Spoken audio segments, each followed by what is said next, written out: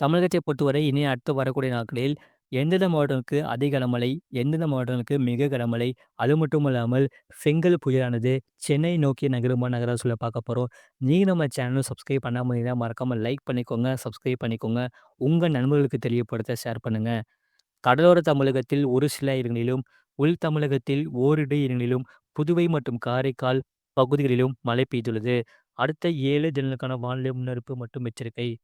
தெற்கு வங்கக்கடலின் மத்திய பகுதிகள் மற்றும் அதனை ஒட்டிய பூமத்திய ரேகையை ஒட்டிய கிழக்கு இந்திய பெருங்கடல் பகுதியில் நிலவிய காற்றழுத்த தாழ்வு மண்டலம் 26ஆம் தேதி ஆழ்ந்த காற்றழுத்த தாழ்வு மண்டலமாக வலுப்பெற்று தென்மேற்கு வங்கக்கடல் பகுதிகளில் இலங்கை திரிகோணமலையிலிருந்து தென்கிழக்கே சுமார் 310 கிலோமீட்டர் தொலைவிலும், நாகப்பட்டினத்திலிருந்து தெற்கு தென்கிழக்கே 590 கிலோமீட்டர் தொலைவிலும், புதுவையிலிருந்து தெற்கு தென்கிழக்கே 710 கிலோமீட்டர் தொலைவிலும், சென்னையிலிருந்து தெற்கு தென்கிழக்கே 800 கிலோமீட்டர் தொலைவிலும் நிலை கொண்டுள்ளது.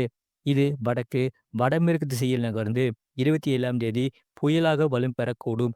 இது அதுக்கடுத்த 2 தினங்களில் மேலும் வடக்கு வடமேற்கு திசையில் இலங்கை கடலோர பகுதிகளை ஒட்டி தமிழக கடலோர பகுதிகளை நோக்கி நகரக்கூடும்.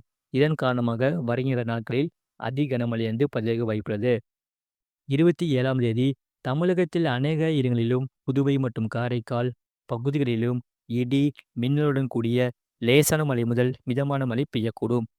அதி கனமழை பெய்யக்கூடிய மாவட்டங்கள் கடலூர், மயிலாடுதுறை மற்றும் காரைக்கால் பகுதிகளில் ஓரிரு இடங்களில் அதி கனமழையும், ஒரு சில இடங்களில் கன முதல் மிக கனமழையும், சென்னை, திருவள்ளூர், காஞ்சிபுரம், செங்கல்பட்டு, விழுப்புரம், அரியலூர், திருவாரூர், நாகப்பட்டினம், தஞ்சாவூர், புதுக்கோட்டை மற்றும் புதுவையில் ஓரிரு இடங்களில் கன முதல் மிக கனமழையும், ராணிப்பேட்டை, திருவண்ணாமலை, கள்ளக்குறிச்சி, பெரம்பலூர், திருச்சிராப்பள்ளி, சிவகங்கை மற்றும் ராமநாதபுரம் மாவட்டங்களில் ஓரிரு இடங்களில் கனமழையும் பதிவாக வாய்ப்புள்ளது. 28ஆம் தேதி கடலோர தமிழகத்தில் அநேக இடங்களிலும், உள் தமிழகத்தில் ஒரு சில இடங்களிலும், புதுவை மற்றும் காரைக்கால் பகுதிகளிலும் இடி, மின்னலுடன் கூடிய லேசான மழை முதல் மிதமான மழை பெய்யக்கூடும். கனமுதல் மிக கனமழை பெய்யக்கூடிய மாவட்டங்கள் சென்னை, திருவள்ளூர், காஞ்சிபுரம், செங்கல்பட்டு மற்றும் விழுப்புரம் மாவட்டங்களில் ஓரிரு இடங்களில் கனமுதல் மிக கனமழையும், கனமழை பெய்யக்கூடிய மாவட்டங்கள் ராணிப்பேட்டை, திருவண்ணாமலை, கள்ளக்குறிச்சி, கடலூர் மாவட்டங்கள் மற்றும் புதுவையில் ஓரிரு இடங்களில் கனமழையும் பதிவாக வாய்ப்புள்ளது. 29ஆம் தேதி தமிழகத்தில் ஒரு சில இடங்களிலும், புதுவை மற்றும் காரைக்கால் பகுதிகளிலும் இடி, மின்னலுடன் கூடிய லேசான மழை முதல் மிதமான மழை பெய்யக்கூடும். கனமழை பெய்யக்கூடிய மாவட்டங்கள் சென்னை, திருவள்ளூர், காஞ்சிபுரம், செங்கல்பட்டு மற்றும் ராணிப்பேட்டை மாவட்டங்களில் ஓரிரு இடங்களில் கனமழையானது பதிவாக வாய்ப்புள்ளது. 30ஆம் தேதி தமிழகத்தில் ஒரு சில இடங்களிலும், புதுவை மற்றும் காரைக்கால் பகுதிகளிலும் இடி, மின்னலுடன் கூடிய லேசான மழை முதல் மிதமான மழை பெய்யக்கூடும். கனமழை பெய்யக்கூடிய மாவட்டங்கள் திருவள்ளூர், காஞ்சிபுரம் மற்றும் ராணிப்பேட்டை மாவட்டங்களில் ஓரிரு இடங்களில் கனமழையானது பதிவாக வாய்ப்புள்ளது. டிசம்பர் 1ஆம் தேதி முதல் 2ஆம் தேதி வரை தமிழகத்தில் ஒரு சில இடங்களிலும், புதுவை மற்றும் காரைக்கால் பகுதிகளிலும் லேசான மழை முதல் மிதமான மழை பெய்யக்கூடும். மறக்காம நீங்க லைக் பண்ணிக்கோங்க, சப்ஸ்கிரைப் பண்ணிக்கோங்க. இனி அடுத்து வரக்கூடிய ஒவ்வொரு நாட்களுக்கும் அதி கனமழையானது தீவிர மழை வாய்ப்புள்ளது.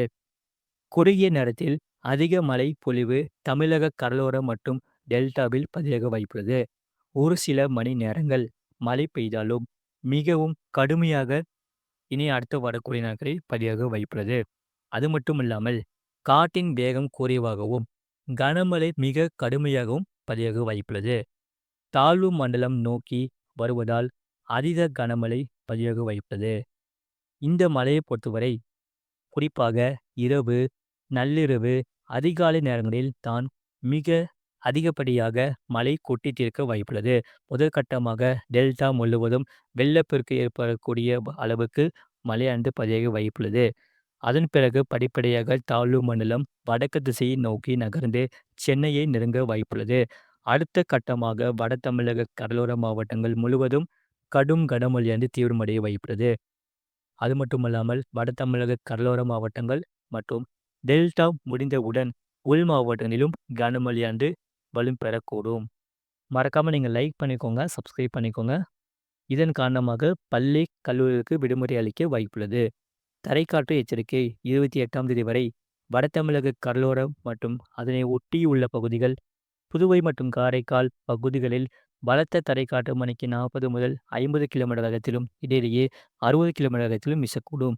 சென்னை மற்றும் புறநகர் பகுதிகளுக்கான வானிலை முன்னறிவிப்பு. அடுத்த 24 மணி நேரத்தில் வானம் பொதுவாக மேகமூட்டம் காணப்படும். நகரின் ஒரு சில பகுதிகளில் இடி, மின் மின்னலுடன் கூடிய கன முதல் மிக கனமழை என்று பதிவாக வாய்ப்புள்ளது.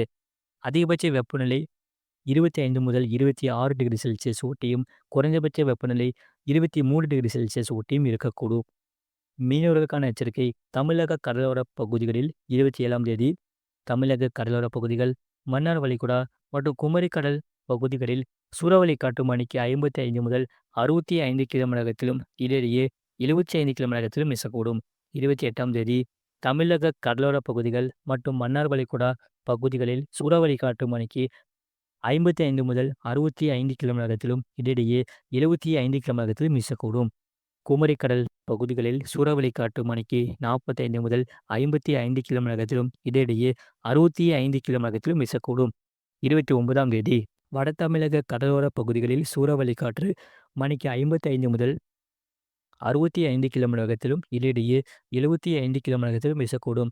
தென் தமிழக கடலோர பகுதிகள், மன்னார் வளைகுடா மற்றும் குமரி கடல் பகுதிகளில் சூறாவளி காற்று மணிக்கு 45 முதல் 55 கிலோமீட்டர் வேகத்திலும், இடையிடையே 65 கிலோமீட்டர் வேகத்திலும் வீசக்கூடும். 30ஆம் தேதி வட தமிழக கடலோர பகுதிகளில் சூறாவளி காற்று மணிக்கு 45 முதல் 55 கிலோமீட்டர் வேகத்திலும், இடையிடையே 65 கிலோமீட்டர் வேகத்திலும் வீசக்கூடும். தென் தமிழக கடலோர பகுதிகள், மன்னார் வளைகுடா மற்றும் குமரி கடல் பகுதிகளில் சூறாவளி காற்று மணிக்கு 35 முதல் 45 கிலோமீட்டர் வேகத்திலும், இடையிடையே 55 கிலோமீட்டர் வேகத்திலும் வீசக்கூடும்.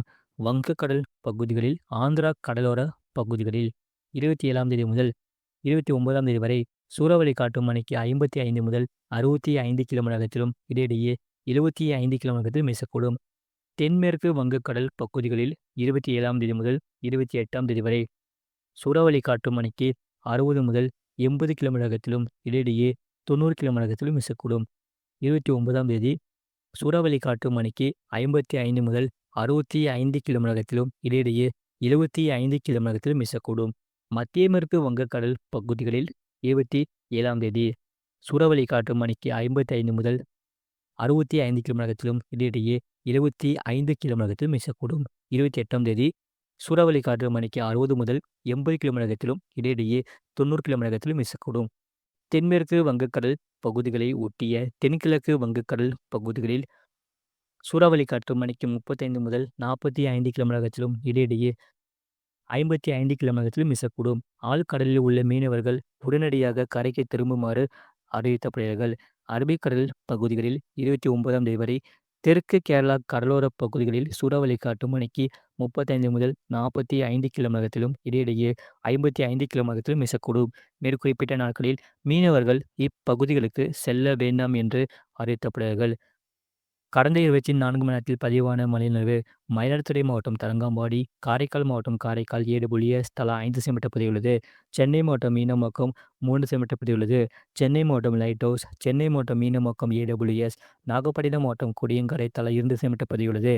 திருவாரூர் மாவட்டம் திருவாரூர் AWS, மயிலாடுதுறை, செங்கல்பட்டு மாவட்டம் மேற்கு தாம்பரம், நாகப்பட்டினம் மாவட்டம் நாகப்பட்டினம் AWS, செங்கல்பட்டு மாவட்டம் மகாபலிபுரம், தஞ்சாவூர் மாவட்டம் நெய்வாசல் தென்பாதி, கடலூர் மாவட்டம் அண்ணாமலை நகர், செங்கல்பட்டு மாவட்டம் தாம்பரம் தலா 1 சென்டிமீட்டர் பதிவுள்ளது. இனி அடுத்து வரக்கூடிய நாட்களில் படிப்படியாக கனமழையானது தீவிரமடைய வாய்ப்புள்ளது.